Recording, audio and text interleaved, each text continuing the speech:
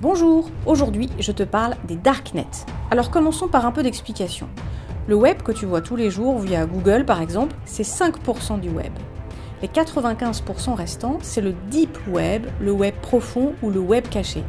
Rien d'illégal, c'est juste du web, mais en vrac et qui n'est pas référencé par les moteurs de recherche. Les darknets font partie de ce web non référencé. Il s'agit de réseaux parallèles cryptés qui garantissent l'anonymat. En général, pour aller sur un site, ton ordinateur passe par un seul chemin et il utilise une adresse IP. Ton trajet laisse forcément des traces. Eh bien, les réseaux darknet, eux, passent par plein de chemins et ils rendent la traçabilité quasiment impossible.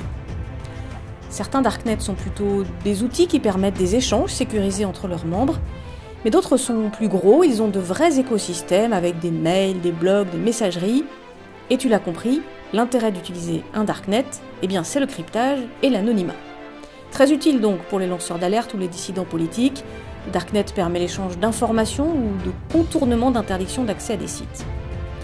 Mais les darknets sont aussi utilisés par des militaires, des journalistes, des utilisateurs de Bitcoin, des gouvernements, oui, et aussi par des trafiquants en tout genre. C'est l'aspect le plus connu des darknets.